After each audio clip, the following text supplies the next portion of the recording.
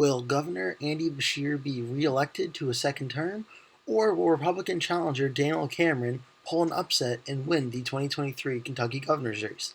That is the question I'm hoping to answer today in today's video of Election Night 2023, the Kentucky governor's race.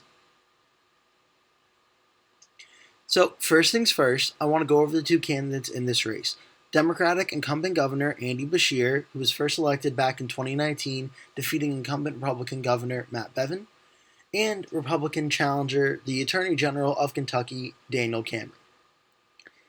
So, I will be using a bunch of different websites today as references and help with this video. First, I want to mention the website Race to the White House, which has the polling average for Governor Andy Beshear at 49.1% of the vote and Daniel Cameron at 45.8%. So Andy Beshear, is leading by a little bit, arguably within the margin of error, maybe just a bit outside of the margin of error. However, the most recent poll that's come out in the past few days was from Emerson Polling, and they have Daniel Cameron up 1% over Governor Beshear, actually. So there has been some late-breaking momentum for Daniel Cameron in the last few days of this governor's race. Furthering more with that, we look at the Cook Political Report. They have a partisan voting index, which is how a state votes compared to I believe it's the national election of the last two presidential elections, as well, with some other factors factored in as well. And they have Kentucky as a state that is Republican plus 16. So just flat in its face, that's a number that a lot of Republicans will see as a good number that will help Daniel Cameron's chances in this race. But to that, I would just say hold on for now. Because now if you go to total money raised, Governor Beshear has raised $16.5 million to Daniel Cameron's $3.4 million. Now, of course, money's not the end of the world when it comes to raising money, but having more money certainly gives you more opportunities to do a lot of campaign outreach activities and pay staff and such, and very important things to helping you get elected. And speaking of getting elected, looking at the approval rating of Governor Beshear, he's sitting at 49.6% of the vote approved or favorable to 31.8% unfavorable or disapproved. Daniel Cameron, on the other hand, is a lot closer, where 43.9% are favorable of him, but 39.7% are unfavorable. So the margin is much closer. Also, there's a much bigger percentage of people who don't know who Daniel Cameron is compared to Governor Beshear. But nonetheless, also the numbers are not as good for Cameron. So just a quick recap of what we've gone over so far. When it comes to the polling average on Race to the White House, Governor Beshear is leading in that category. In the most recent poll to come out as of the making of this video, Daniel Cameron is leading in that category. For fundraising, who has raised the most money, Governor Beshear is leading in that.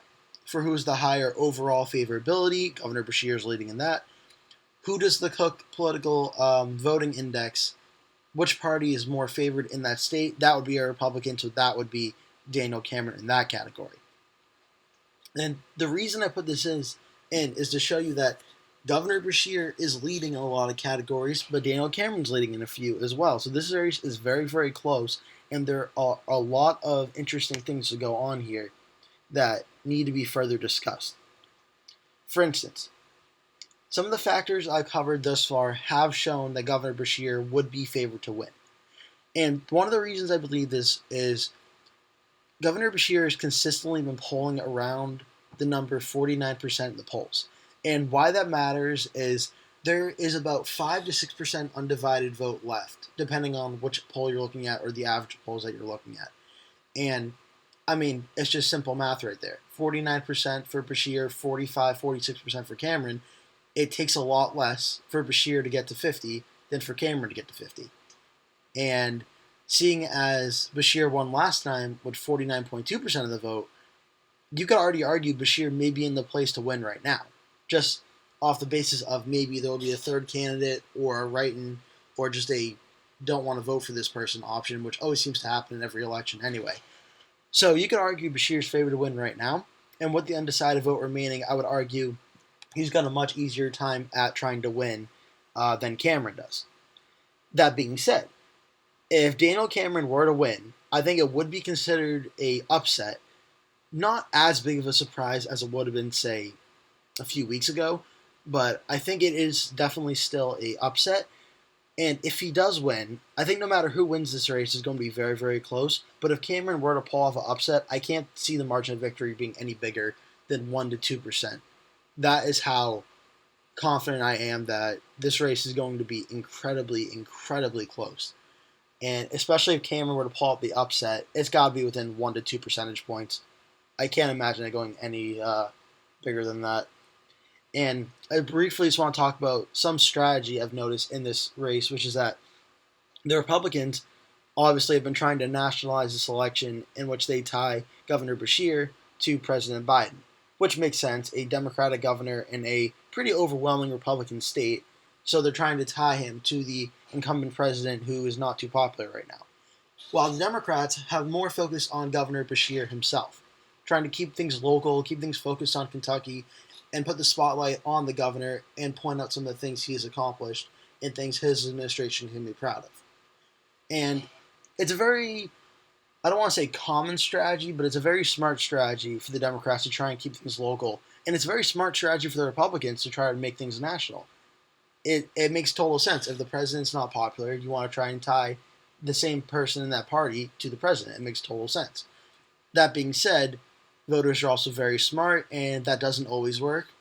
But there's also other factors involved. So even if they do vote for the opposition candidate, maybe that's not the reason why, maybe not. But nonetheless, interesting to point out, and I thought it'd be something interesting to share. Lastly, before going on to my election prediction, I do just want to quickly show the previous election where Andy Beshear defeated current governor Matt Bevin. He had a lot of I want to say trouble. He had some stuff where he wasn't very popular going into the election, and Andy Beshear was able to pull off a victory against him, taking down an incumbent. Even if the incumbent is embattled and in trouble, it's still not the easiest thing in the world to do. So I just wanted to point this out because this election, I think, will be a little bit less, or the margin of victory will be a little bit bigger.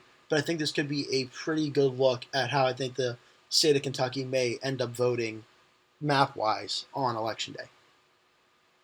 Now, my prediction for this race, I have Governor Andy Beshear winning this race, winning re-election. I have him at 50.6% of the vote, and Daniel Cameron, the Republican, at 48.4% of the vote.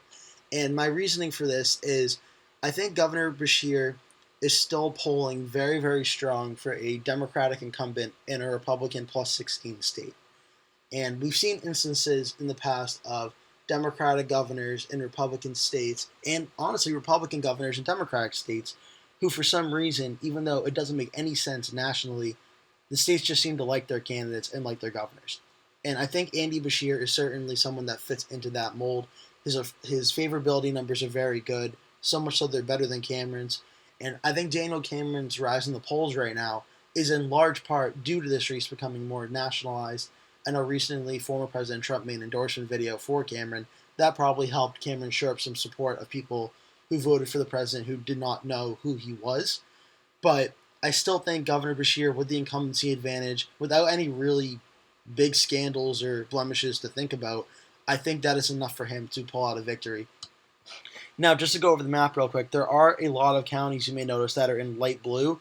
These are counties that, it's going to take too much time to name all of them, but these are counties that I think you should keep an eye on for being very close Beshear, either victories or flips from the 2020 presidential election.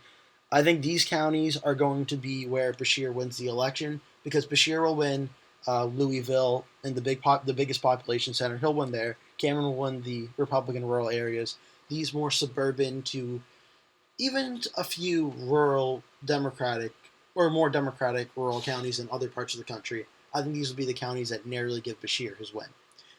And you also may notice the margin of victory. I have it at 2.2% between Beshear and Daniel Cameron. I do think Beshear will expand his margin from his last election just due to his popularity alone. But I do think this will be a very, very close election. And I wouldn't be surprised if this election does take a little bit while to count. The polls in Kentucky, I believe, close at 7 p.m. And I think we'll get a call in this race sometime around, I'm going to say around 11 p.m. would be my guess. Because Kentucky does historically count their votes pretty fast, but there's also going to be a very, very close election here, so I have a feeling they're going to take their time and count their votes on this. I wouldn't be surprised if like 10:30 to 11 p.m. we get an answer or a clearer picture on when this race gets called. So, in conclusion, I do predict Governor Andy Beshear will be reelected as the governor of Kentucky for another 4 years. As I mentioned, I have the margin of victory at 2.2%, Governor Beshear getting 50.6% of the vote, and Daniel Cameron at 48.4% of the vote, with others / right and third party, what have you, having 1% of the vote. And my reasoning for this is the incumbency factor of Governor Beshear, his favorability numbers being very strong, and honestly, his consistency in polling. That's something I've talked about a little bit, but I've kind of glossed over. He's been polling very consistently around 48, 49%. He hasn't gone up and down so much that, say, Cameron has. And as an incumbent, he's showing a lot of stability and steadiness in the polls. And I think that's something that you actually have to look at, because that could show that his support's not really going anywhere, which could help him big on election day if maybe Cameron voters decide not to turn out to vote, but Beshear's do. Something just important to keep an eye on. So that'll do it for today's video. Thank you so much for watching. Please remember to like this video and subscribe to the channel if you are new here. This is your first time watching one of my videos. Please leave a comment below telling me what you think of this video and what you think is going to happen in the Kentucky's governor's race. Maybe you agree, maybe you disagree. Feel free to leave a comment and let me know. Thank you so much for watching, and I hope to see you in the next video.